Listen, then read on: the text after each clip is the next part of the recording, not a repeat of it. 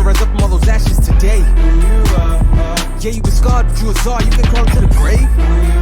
I know that a lion's inside, sleeping in your heart.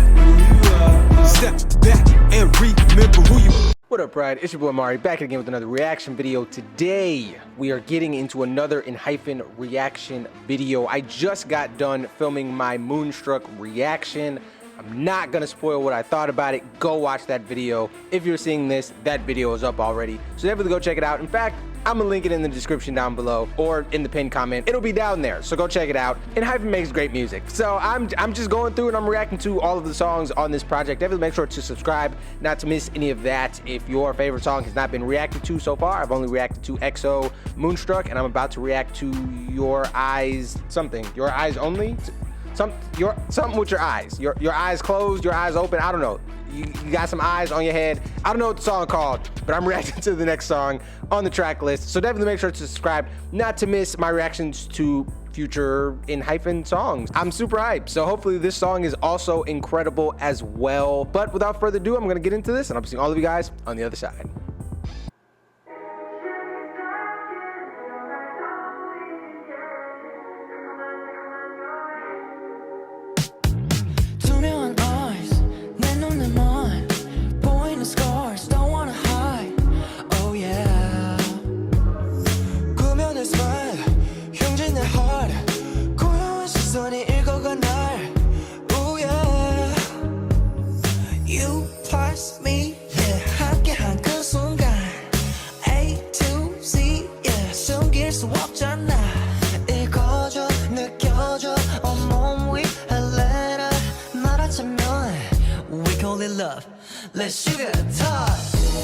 Okay, so this is interesting how different this is from the last song. The last song being the last song I reacted to, which is actually the first song on the project, Moonstruck, and then also EXO, which is the second song on the project, which was the first song I reacted to because that was the lead single that they released. Whatever. Those three songs are very different from each other energetically, so having them like back to back to back on the project is so interesting. I'm saying those three songs. I haven't heard this whole song yet, but obviously, so far, it's very different from the other two songs, which is really interesting. I like that they, via the use of these like actual instrument, like this is actual instrumentation that's actually a bass, or if it's not a bass, it's a synth that's crafted to sound exactly like an actual electric bass. That plus the drum set percussion gives it this like really real funky kind of vibe, kind of like, you know, that Bruno Mars Dua Lipa style wave that a lot of people have been doing these past couple years, of kind of like a new spin on like retro style sounds of songs. That's what the instrumentation of this song gives me so far. But there's like this pocket carved out that they're sitting in that just like perfectly fits with the instrumentation. It's hard to explain because I don't have like words for it. If you're hearing what I'm saying, hopefully that makes sense. If not, just know that like a lot of songs, the artist will sit on top of the song. This, they feel like they're in the song. Does that make sense? Like they're crafted through, it's kind of like a river running through, I don't know, a forest or something. Like the river is not above the forest, it's through the forest, you know? It's not being impeded by anything. It's not like they're competing with the instrumentation or whatever, but it feels like they're like kind of just, it's so weird to explain. Sometimes I've seen studio engineers will do this thing where they will remove the frequencies of the instruments that match the frequencies of the artist's voice, and I don't know if they've done that here. They might have. What that does is basically it cuts out of the instrumentation literally a perfect like hole for the artist's voice to fit through, and then what's left of the instrumentation is basically all of the other frequencies that aren't exactly matching up with the artist's vocals. That would be really hard to do by hand with this many artists on the song, but they could do it. There are like softwares and stuff that exist that make it easier to do that. But with that being said, that's kind of the vibe that it's giving me. That's the best way I can explain it to you guys in a way that would like make sense. It just feels like there's literally been like a scoop, like that first scoop of ice cream, you know, it's like it'll be smooth and you scoop and there's like a little divot. It feels like there's a divot and they're fitting perfectly in that divot. Anyway, let's continue. I don't know if that makes sense at all, but yeah, that's where my brain is going.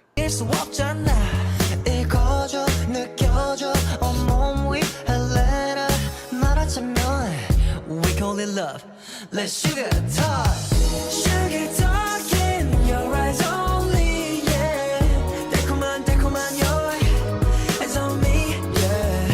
우리 맘에 특별한 그 언어. We know. Let's sugar talk.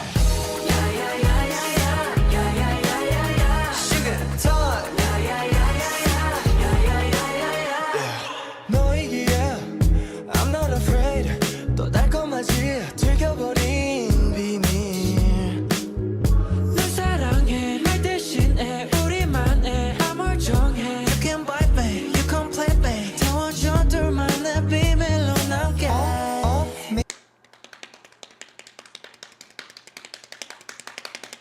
I don't know if you guys could hear that.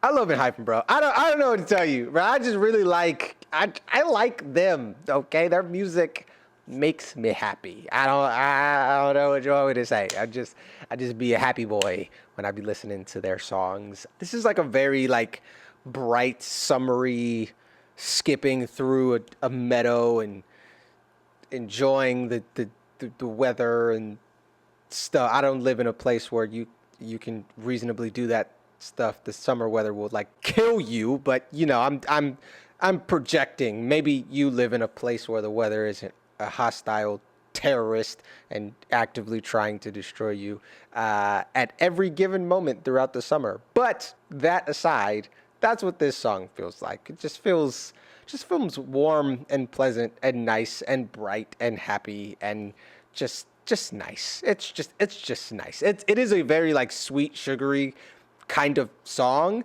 without being like all the way bubblegum pop. I feel like people who like bubblegum pop might really like this song because it's given that same like cotton candy level of bright sweetness to it, but in a different way. Mostly because this song is very bass heavy. That electric bass is like very present in the mix, which I love, by the way. It sounds great. Versus like in like a bubblegum pop song, the bass would usually be like very unimportant. It would just be like a support instrument instead of like a focal of the melodic essence of the song. Whereas this song has like that electric piano and stuff that's going on mixed way back, and that's acting as the support. So just like a different construction of the song to give it like a different like genre slant, but it still has that same essence, that same aura about it, you know? And so, yeah, it's just a happy song. Also, the boys sound great. They're really good singers, dude. And I feel like I've been saying this a lot recently, but like they've been eating a lot recently. What you want me to say? Okay, if I come in the kitchen every single day and I see you eating, am I just supposed to say you're not eating? They're eating. Okay, Sunoo's high note, great. Heeseung sounds incredible. Jake did something earlier that I was like, bruh. It's just really good. Also, I like Nicki's singing voice. I feel like I didn't say that in the last reaction, maybe. But I like Nicki's singing voice. My brain tends to focus a lot with him on his dancing and rapping skills, but I like when he sings. He has like a depth and a warmth to his voice that is really pleasant. And it's very different from like, say, the reasons why I like Heeseung or Sunoo's voice. But really, the reason I like Heeseung's voice is because he's Heeseung. He's kind of in his own category of vocalist. So maybe that's a bad example, but hopefully you get what I'm saying. The boys have different tonality to their voices that is pleasant for different reasons. I feel like Nicki's voice is almost like the bass on this song. Like it's warm and fuzzy and fits really well with like the bright of some of the other members. And so, yeah, I think it's cool. Anyway, let's continue.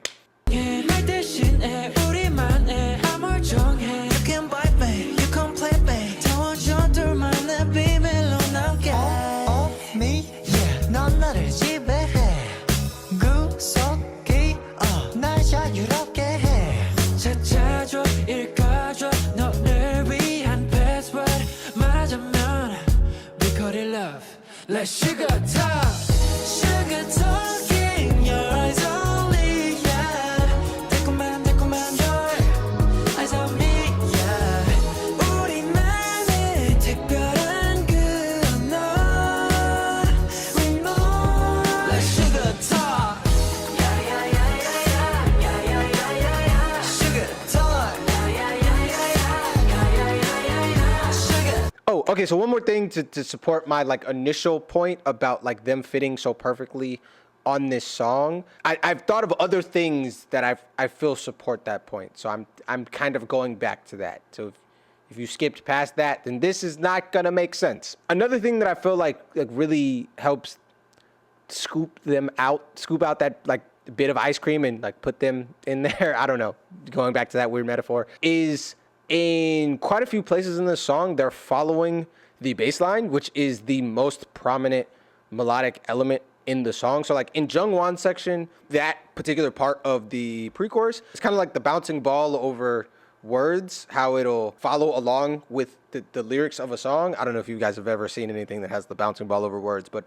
whatever. They are the bouncing ball and the words are the bass line. And so at certain points in the song, they will like sync up with the bass line, which like helps the song feel more cohesive, if that makes sense. But it's not like the entire song they're following the bass line, because that would just be boring, you know? But it's like at certain moments they'll like come in alignment with the bass line. Now I'm especially partial to that technique. I do that a lot in my own music. I just like when like the song feels interconnected on a deeper level than just like all of these things happen to be playing at the same time.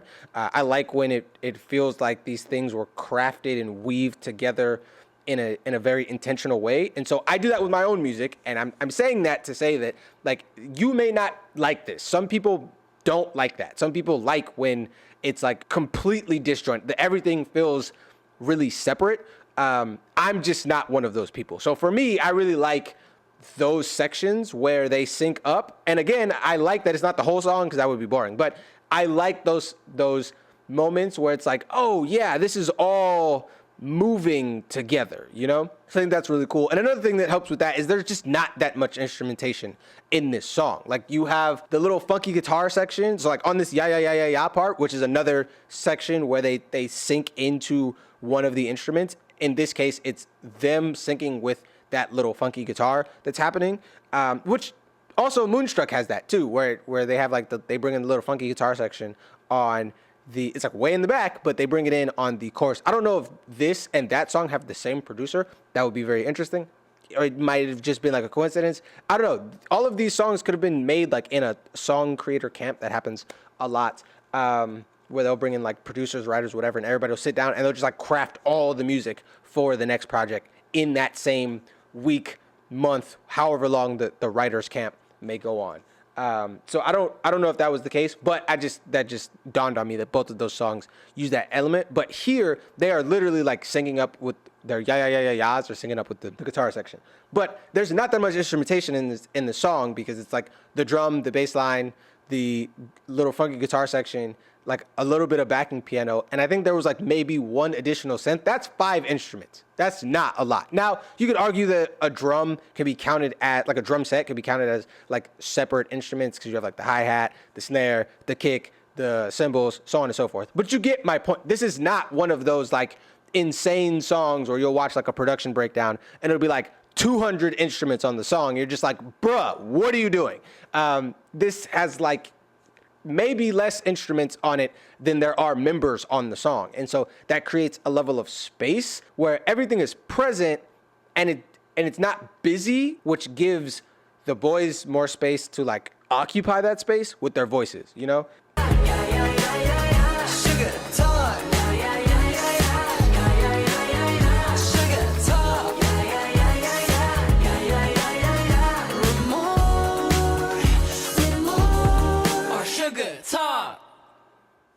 Okay, so yeah, I don't have a ton to say in this outro because I said everything in the video, but what I will say is that for me, this song is about on the level of EXO, I keep forgetting what's in the parentheses, but you know the song I'm talking about, the lead single. Both good songs, both not as good to me as Moonstruck. I'm gonna just be honest with you. I feel like Moonstruck is the favorite child at this point, but so far not a bad song amongst the bunch, and I'm excited to continue reacting to more songs on this project, so definitely make sure to subscribe not to miss that. If you have a favorite song, it's coming.